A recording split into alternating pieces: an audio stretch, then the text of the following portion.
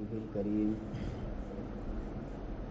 أما بعد فأعوذ بالله من الشيطان الرجيم بسم الله الرحمن الرحيم قد أفلح المؤمنون الذين هم في صلاتهم خاشعون صدق اللہ العظیم. سامعین محترم اور معزز ساتھیوں، اللہ تعالیٰ نے ہمیں اور آپ کو ایمان کی دولت سے نوازا. یہ دنیا کی دولتوں میں سب سے بڑی دولت تھی اور آخرت کی نعمتوں میں سب سے بڑی نعمت. ایمان کے بغیر آدمی کچھ بھی کر لے، اللہ اس سے راضی نہیں ہو سکتے. لیکن ایمان کے بعد جو اللہ تعالیٰ نے ہمیں اور آپ کو جو دولت دی وہ نماز کی دولت دی. آج میرا موضوع نماز کے اوپر بیان کرنے کا ہے، کیونکہ نماز کے اوپر بیان کیے ہوئے کئی سال ہو گئے اور نمازیوں کی تعداد گھٹتے جا رہی ہے.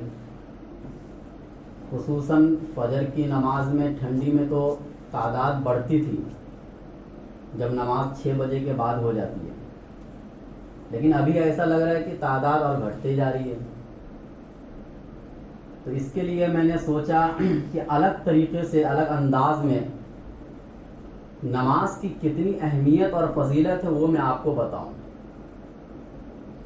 چنانچہ ہر انسان دنیا میں اور اگر مومن ہے تو آخرت میں بھی کامیاب ہونا چاہتا ہے کہ بھائی اللہ کی نظر میں کامیاب ہو جاؤں.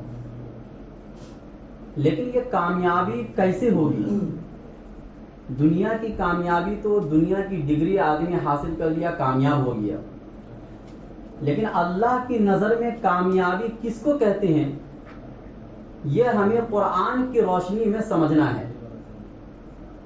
چنانچہ سورہ مومنون 18ویں پارے کی پہلی سورہ، اس سورت کی ابتدائی چند آیتوں کے اندر اللہ تعالیٰ نے کامیاب لوگوں کے چند صفات کا ذکر کیا ہے کہ کامیاب لوگ یہ ہیں.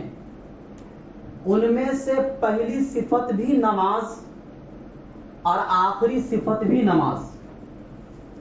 یعنی اگر آپ اللہ کی نظر میں کامیاب ہونا چاہتے ہیں تو اللہ یہ بتلانا چاہ رہے ہیں کہ کامیاب وہ لوگ ہیں جن کی کامیابی کا آغاز بھی نماز سے ہوتا ہے اور جن کے کامیابی کا انتہا بھی نماز سے ہوتی ہے.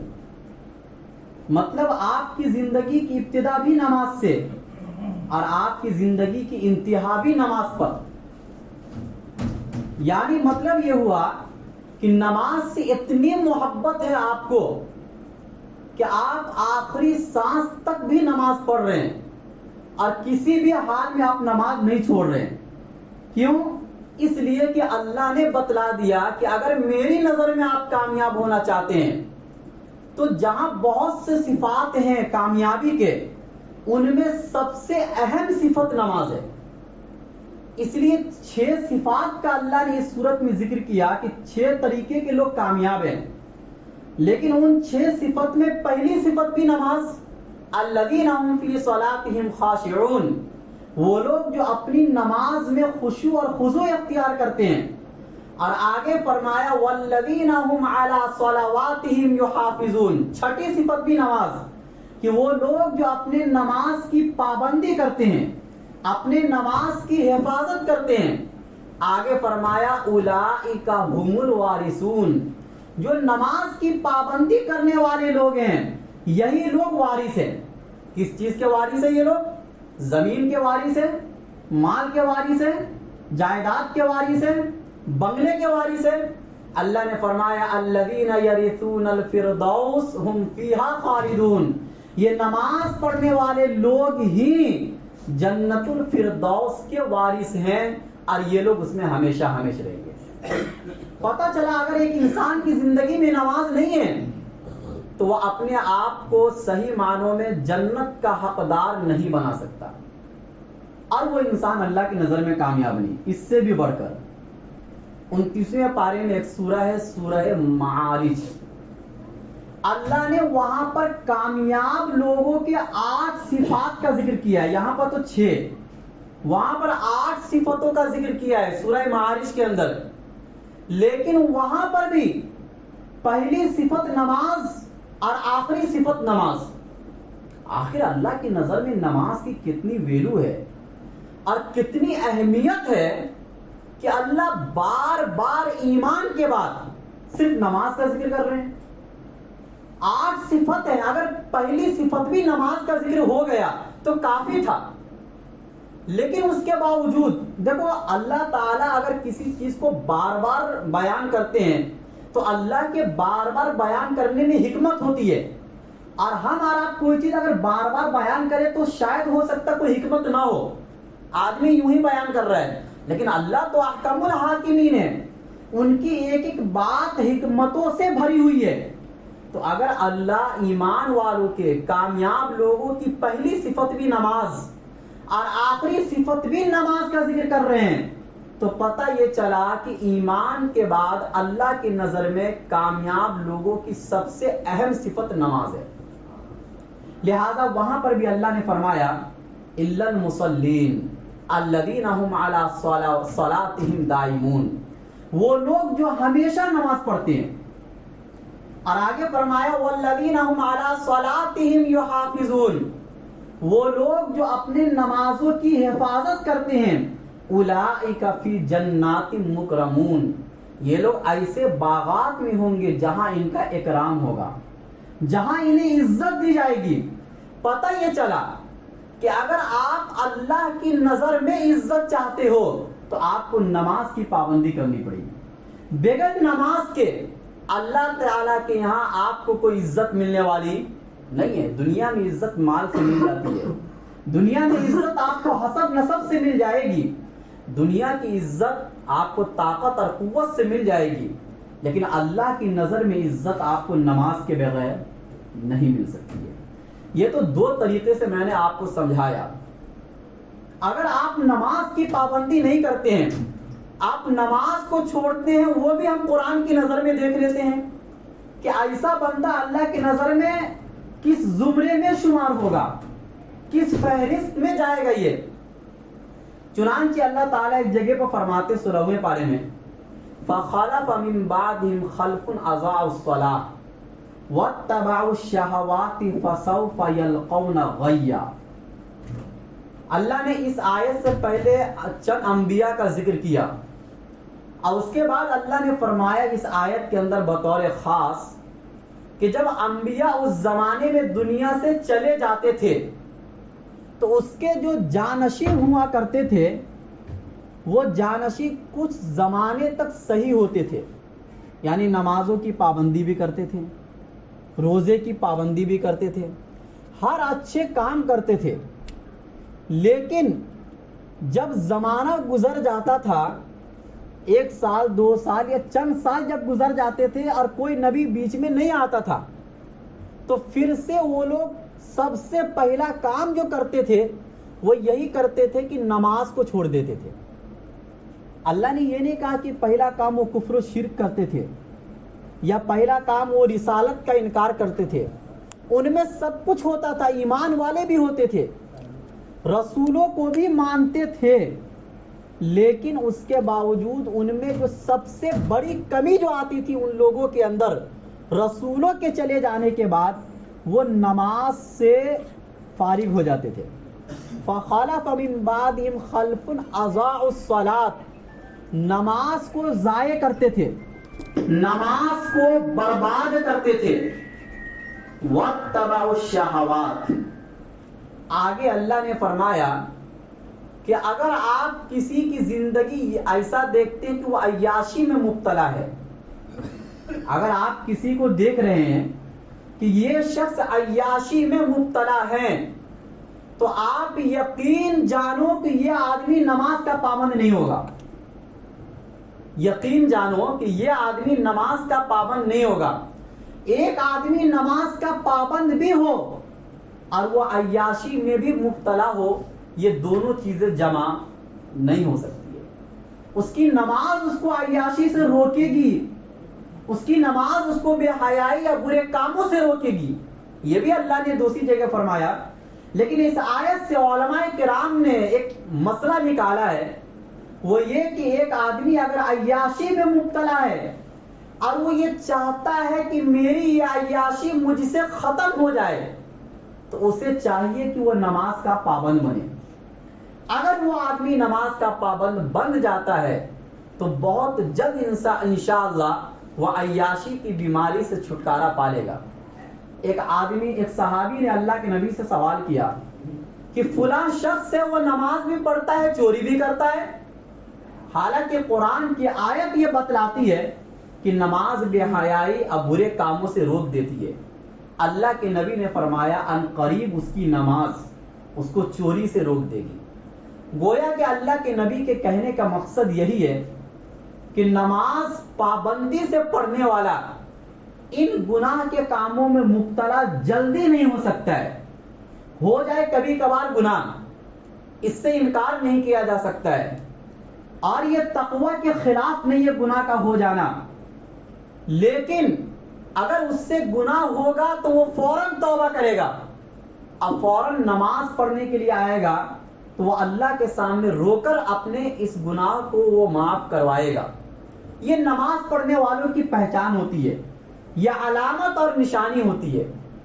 ایک جگہ پر اللہ تعالیٰ نے بے نمازیوں کے بارے میں فرمایا، غالباً سورہ قلم کے اندر، کہ یوم یکشف عن ساق ویدعون الی السجود فلا یستطیعون، قیامت کے دن جب خدا کا دیدار ہوگا یا خدا کے سامنے ہمارا آپ میدان محشر میں جمع ہوں گے تو اللہ تعالیٰ وہاں پر سجدے کا حکم دیں گے، تو جتنے لوگ ہوں گے سب سجدے میں جانے کی کوشش کریں گے، چاہے وہ ایمان والا ہو، چاہے وہ غیر ایمان والا ہو، چاہے وہ نمازی تھا دنیا میں، چاہے وہ نمازی نہیں تھا، ہر آدمی سجدے میں جانے کی کوشش کریں گے، فلا یستطیعون، لیکن ہر آدمی سجدہ نہیں کر پائے گا۔ جو سجدہ نہیں کر پائے گا، جو نماز کے پابند تھے وہ تو چلے جائیں گے سجدے میں، جو سجدہ نہیں کر پائیں گے، اللہ نے فرمایا خاشعۃ ابصارہم ترہقہم ذلہ، ان کی نگاہیں جھک جائیں گی، ترہقہم ذلہ، ان کے چہرے پر ذلت چھا جائے گی، اور اللہ نے فرمایا وَقَدْ كَانُوا يُدْعَوْنَ إِلَى السُّجُودِ وَهُمْ سَالِمُونَ، دنیا میں ان کو سجدے کی طرف بلایا جاتا تھا جبکہ یہ صحیح سالم تھے، یہ تندرست تھے، سجدے میں جھک سکتے تھے یہ لوگ، لیکن اس کے باوجود سجدہ نہیں کرتے تھے۔ اللہ قیامت کے دن سجدہ کرنے کی صلاحیت ان لوگوں سے چھین لیں گے۔ چنانچہ حدیث بخاری کی حدیث کے اندر آتا ہے کہ اللہ ان کی کمر کو بالکل سیدھا بنا دیں گے تختے کی طرح، ایسی کڑک ہو جائے گی اس کی کمر کہ وہ آدمی نہ رکوع کر سکتا ہے اور نہ سجدہ کر سکتا ہے۔ یہیں سے پتہ چل جائے گا کہ کون نماز کا پابند تھا دنیا میں اور کون نماز کا پابند نہیں تھا۔ دیکھو اس سے بھی اندازہ آپ لگا سکتے ہیں کہ اللہ کی نظر میں نماز کی کتنی زیادہ اہمیت ہے، کہ نماز کا پتہ لگانے کے لیے اللہ یہ طریقہ اپنائیں گے اور لوگوں کے سامنے اس بات کو لائیں گے کہ دنیا میں کون نمازی تھا کون غیر نمازی تھا۔ حالانکہ یہ کام روزے کے لیے بھی اللہ کر سکتے تھے کہ پتہ چل جائے لوگوں کے سامنے کون روزہ رکھتا تھا نہیں رکھتا تھا، حج کے لیے بھی اللہ یہ کام کر سکتے تھے، لیکن ان عبادتوں کے لیے اللہ کوئی ایسا طریقہ نہیں اپنائیں گے۔ وہ رجسٹر سے آپ کو سمجھ میں آ جائے گا نامہ اعمال سے کہ کون روزہ رکھتا تھا نہیں رکھتا تھا، حالانکہ یہ کام بھی رجسٹر سے سمجھ میں آ جائے گا کہ کون نماز کا پابند تھا نہیں تھا، لیکن اس کے باوجود عملی طور پر اللہ تعالیٰ لوگوں کو یہ بتلائیں گے میدان محشر میں کہ کون نمازی تھا کون غیر نمازی تھا۔ ایک جگہ سورہ مدثر کے اندر ایک لائن جنتیوں کی ہوگی، ایک لائن جہنمیوں کی ہوگی۔ جنتی جہنمی سے سوال کریں گے ما سلککم فی سقر، کس چیز نے تم کو جہنم میں ڈال دیا؟ سقر بھی جہنم کو کہا جاتا ہے۔ ما سلککم فی سقر، جہنمی جواب دیں گے حالانکہ وہ یہ بھی جواب دے سکتے تھے کہ ہم ایمان والے نہیں تھے، یہ بھی جواب دے سکتے تھے کہ ہم رسولوں کا انکار کرتے تھے، یہ بھی جواب دے سکتے تھے کہ ہم قرآن کی تلاوت نہیں کرتے تھے، بہت ساری کمیاں تھی ہمارے اندر. لیکن ان جہنمیوں کا سب سے پہلا جواب ہوگا قالوا لم نکن من المصلین، ہم نماز پڑھنے والے لوگوں میں سے نہیں تھے. یہ کون کہے گا؟ جہنمی کہیں گے. یہ بات اللہ کہاں بیان فرما رہے ہیں؟ قرآن کریم کے اندر، جو 100% قطعی ہے. اور یہ جواب جو نماز پڑھنے والے لوگ نہیں ہیں، جو نمازوں کی پابندی رکھنے والے لوگ نہیں ہیں، وہ ضرور یہ جواب دیں گے. اگر آپ اس جواب سے نکلنا چاہتے ہیں تو آپ کو نماز کی پابندی کرنی پڑے گی. قالوا لم نکن من المصلین. دوسرا جواب وہ جہنمی دیں گے وَلَمْ نَكُنْ نُطْعِمُ الْمِسْكِينَ، ہم غریبوں کو کھانا نہیں کھلاتے تھے. یعنی ایک طرف حقوق اللہ میں جو سب سے اونچے لیول کی چیز ہے نماز، اس کا ذکر ہوا، اور حقوق العباد میں جو سب سے اوپر لیول کی چیز ہے غریبوں کی مدد کرنا، دوسرے نمبر پر اس کا ذکر ہوا کہ وَلَمْ نَكُنْ نُطْعِمُ الْمِسْكِينَ، نہ ہم حقوق اللہ کی پابندی کرتے تھے نہ حقوق العباد کی پابندی کرتے تھے. وَكُنَّا نُكَذِّبُ بِيَوْمِ الدِّينِ، ہمیں قیامت کے دن کا یقین نہیں تھا. حتیٰ اَتَانَا الْيَقِينَ، حتیٰ کہ ہمارے پاس اسی حالت میں یقین آ گئی. یقین کا مطلب موت. اللہ نے اس آیت کے اندر موت کو یقین سے تعبیر کیا، یہ بتلانے کے لیے کہ دنیا میں سب سے زیادہ یقینی چیز موت ہے. بہرحال اگر آپ غور کریں گے تو انسان اسی طریقے سے زندگی کاٹتے کاٹتے چلا جاتا ہے، اور وہ یہ سوچتا ہے کل سے نماز کی پابندی کروں گا، کل سے نماز کی پابندی کروں گا، اور اسی حالت میں دنیا سے وہ چلا جاتا ہے. جیسا کہ اللہ نے فرمایا ایک جگہ پر الہاکم التکاثر، میری یاد سے تم کو غافل کر دیا مال کی کثرت نے، دنیا میں ایک دوسرے سے آگے بڑھنے میں، حتیٰ زرتم المقابر، حتیٰ کہ تم قبروں میں جا کے پہنچ گئے. مطلب اسی میں لگے رہے تم دنیا میں آگے بڑھوں تو میں آگے بڑھوں، مال کی کثرت اور ایک دوسرے سے آگے بڑھنے کی ہوس، اور یہی کرتے کہاں چلے گئے؟ قبر میں چلے گئے. اب وہاں سے دوبارہ آنے کا موقع آپ کو نہیں ملے گا. ایک جگہ پر اللہ تعالیٰ بے نمازیوں کے بارے میں فرماتے ہیں فَوَيْلٌ لِّلْمُصَلِّينَ، نماز پڑھنے والوں کے لیے ہلاکت اور بربادی ہے. کون سے نماز پڑھنے والوں کے لیے؟ الَّذِينَ هُمْ عَنْ صَلَاتِهِمْ سَاهُونَ، جو اپنی نماز سے غافل ہیں، جو نماز وقت پر بھی نہیں پڑھتے ہیں. مفسرین نے اس آیت کے تحت فرمایا کہ ایک آدمی نماز پڑھتا ہو لیکن نماز اس کے وقت پر پڑھنے کا پابند نہیں، ایسے نمازیوں کے بے نمازیوں کے لیے بھی ہلاکت و بربادی ہے. حالانکہ نماز پڑھنے کے بعد کون سی ہلاکت و بربادی؟ لیکن ہمیں اور آپ کو اس آیت میں غور کرنا چاہیے. الذین هم یراؤون، نماز پڑھتے ہیں لیکن دکھلاوے کے لیے نماز پڑھتے ہیں.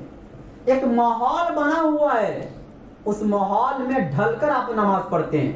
اللہ کے ڈر سے یا اللہ کا فرض سمجھ کر آپ نماز نہیں پڑھتے ہیں، یا اللہ کو خوش کرنے کے لیے آپ نماز نہیں پڑھتے ہیں. ایسے بے نمازیوں کے لیے اللہ نے فرمایا ہلاکت و بربادی ہے.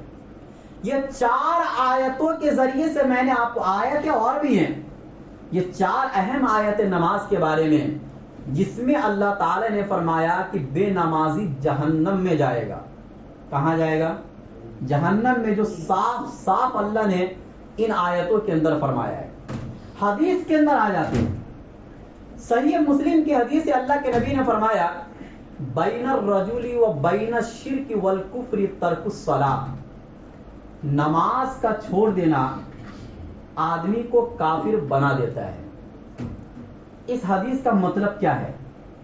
امام احمد بن حنبل رحمت اللہ علیہ، جو اپنے وقت کے سب سے بڑے محدث اور اپنے وقت کے سب سے بڑے فقیہ بھی ہیں، سب سے بڑے مجتہد بھی ہیں، دنیا نے ان کو امام مانا ہے، اور عرب کے جتنے لوگ ہیں سب انہی کے مسلک کے پیروکار ہیں، انہی کے مقلد ہیں وہ لوگ. ان کے نزدیک تو اس آیت کے تحت مسئلہ یہی ہے کہ ایک آدمی اگر ایک نماز بھی جان بوجھ کر چھوڑ دیتا ہے وہ آدمی کافر ہو جائے گا. کیا ہو جائے گا؟ کافر ہو جائے گا. اسے نکاح بھی دوبارہ لوٹانا پڑے گا حتیٰ کہ اسے قتل کر دیا جائے گا. یہ امام احمد بن حنبل رحمۃ اللہ علیہ، اور یہ صرف ان کا مسلک نہیں، یہ بہت سے صحابہ کرام کا بھی مسلک ہے، کیونکہ تفصیل بتانے کا وقت نہیں ہے.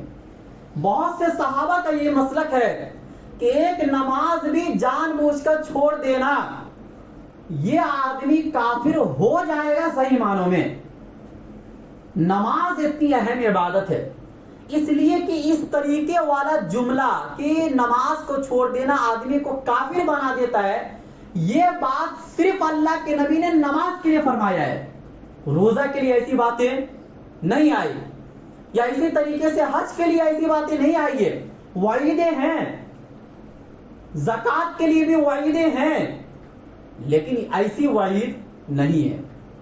امام مالک امام شافعی رحمۃ اللہ علیہ فرماتے ہیں کہ ایسے آدمی کو قتل کر دیا جائے گا. کیا کر دیا جائے گا؟ پہلے اس کو کہا جائے گا نماز کی پابندی کرو، نہیں کرتا ہے تو اس کو قتل کر دیا جائے گا اگر اسلامی حکومت ہو. اور امام اعظم ابو حنیفہ رحمۃ اللہ علیہ فرماتے ہیں کہ اگر ایک آدمی جان بوجھ کر نماز پڑھتا ہے تو اسے جیل میں قید کر دیا جائے گا. مطلب اگر دیکھا جائے تو ہر امام کے نزدیک سخت سے سخت سزا ہے بے نمازیوں کے لیے.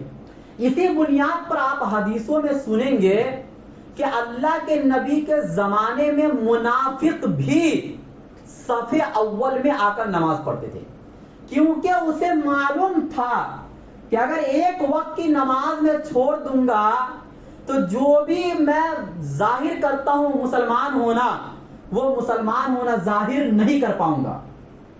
یعنی جو دل میں کفر رکھتا ہو اور بظاہر مسلمان ہو، تو اس زمانے میں ایمان اور کفر کی علامت صحیح معنوں میں صحابہ میں نماز تھی.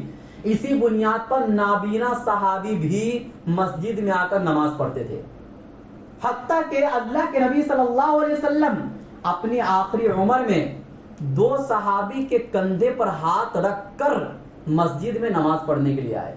حالانکہ اللہ کے نبی چل نہیں سکتے تھے، لیکن امت کو تعلیم دینے کے لیے کہ نماز کی کتنی اہمیت ہے اللہ کے نبی کے نزدیک، کہ اگر 2 صحابی کے کندھے پر ہاتھ رکھ کر بھی آ سکتے تھے اللہ کے نبی تو آئے ہیں اور مصلی پر کھڑے ہو کر نماز پڑھائی ہے. یہ بھی چھوڑیے، اگر ایک انسان دنیا سے جا رہا ہوتا ہے اور آخری وقت ہو تو آپ اپنی آخری عمر میں، آپ 1 منٹ کے بعد دنیا سے جانے والے ہیں اور آپ کو کوئی وصیت کرنا ہے تو آپ کیا وصیت کرو گے؟ کہ بھائی مجھے 2 گلاس پانی پلا دو، حلوہ کھلا دو، یہ پسند ہے وہ پسند ہے. نہ، اس کی نظر میں جو سب سے اہم چیز ہوگی وصیت اس چیز کی کرے گا. آخری وقت میں وصیت اس چیز کی وہ کرے گا. اللہ کے نبی اس دنیا سے جب جا رہے تھے تو اللہ کے نبی کی زبان مبارک پر جو سب سے آخری کلام جو جاری ہوا ہے، ابو داؤد کی حدیث ہے، نسائی ترمذی کی حدیث ہے، الصلاۃ الصلاۃ، نماز کی پابندی، نماز کی پابندی. دیکھو، جو لوگ عربی سمجھتے ہیں انہیں یہ بات معلوم ہے کہ اگر مان لو آپ چل رہے راستے پر اور سامنے گٹر ہے اور آپ فون پر بیزی ہیں، تو میں آپ کو تفصیل سے نہیں بتاؤں گا کہ ارے بھائی تھوڑا نیچے دیکھ کر چلو، سامنے گٹر ہے کہیں گر نہ جاؤ، بلکہ میں بولوں گا گٹر گٹر. ایسے ہی بولوں گا نا. آدمی جلدی میں جب کوئی اہم چیز ہوتی ہے تو اس طریقے سے بولا جاتا ہے. یا شیر آ رہا ہے تو میں تفصیل سے نہیں بتاؤں گا ارے بھائی پیچھے مڑ کے دیکھو شیر آ رہا ہے، بلکہ میں اس کو کہوں گا کہ شیر شیر، ڈائریکٹ وہ بھاگے گا شیر کا نام سن کر. اللہ کے نبی اس حدیث کے اندر اسی طریقے کا جملہ اختیار کیا ہے. یہ نہیں الفاظ لمبے استعمال نہیں کیا اللہ کے نبی کہ بھائی اقیم الصلاۃ، نماز کو قائم کرنا، اقیم الصلاۃ، نماز کو قائم کرنا. نہیں، الصلاۃ الصلاۃ، نماز نماز. یہ اس وقت کہا جاتا ہے جب بہت ہی اہم چیز بولنا ہو. اور آپ کو بہت ہی خطرناک چیز سے بچانا ہو، تب اس طریقے کے جملے بولے جاتے ہیں۔ پتہ یہ چلا کہ اللہ کے نبی اپنی آخری عمر میں، اپنے آخری سانس میں اس امت کے لیے اگر کوئی سب سے اہم چیز سمجھ رہے ہیں تو وہ نماز ہے، اور اس امت کو جس سے سب سے زیادہ نقصان ہونے والا ہے وہ نماز کو چھوڑنا ہے۔ اس لیے اللہ کے نبی نے وصیت کیا فرمائی کہ نماز کی پابندی کرنا، نماز کی پابندی کرنا، اتقوا اللہ فیما ملکت ایمانکم، اور اللہ سے ڈرتے رہنا اپنے ماتحتوں کے بارے میں۔ جو آپ کے ماتحت لوگ ہیں آپ ان پر اتنا بوجھ نہ ڈال دینا، مطلب حقوق العباد ہے، حقوق اللہ، حقوق العباد۔ تو نماز کی اتنی زیادہ اہمیت ہے۔ اور ایک حدیث میں اللہ کے نبی نے فرمایا بنی الاسلام علی خمس، اسلام کی بنیاد 5 چیزوں پر رکھی گئی ہے۔ ان میں 4 عبادتوں کا ذکر کیا۔ ایمان تو عقائد کی چیزیں ہیں، عبادتوں میں 4 عبادت کا ذکر کیا، اور ان میں سب سے اول نمبر پر اللہ کے نبی نے نماز کا ذکر کیا۔ پتہ یہ چلا کہ اگر نماز آپ نہیں پڑھتے ہیں تو آپ کے چھت کی جو ایک دیوار ہے اس دیوار کو آپ نے کیا کر دیا؟ گرا دیا۔ اور جو سب سے مضبوط دیوار ہے، دیواروں میں بھی فرق ہوتا ہے، کوئی مضبوط کوئی کمزور، جو سب سے مضبوط دیوار ہے آپ نے اس کو گرا دیا۔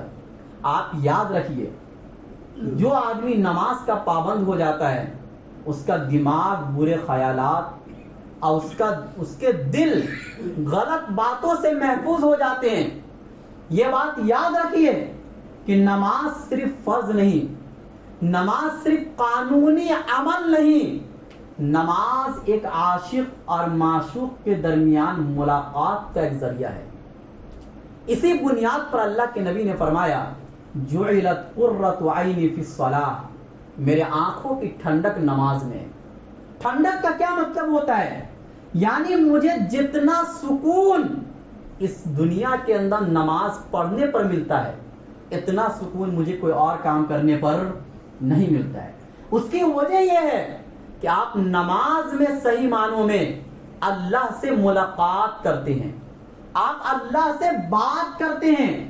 تو نماز ایک عاشق اور معشوق کے درمیان ملاقات کا ایک ذریعہ ہے۔ اور نماز صرف فرض نہیں، نماز ایک تربیت کا ذریعہ ہے۔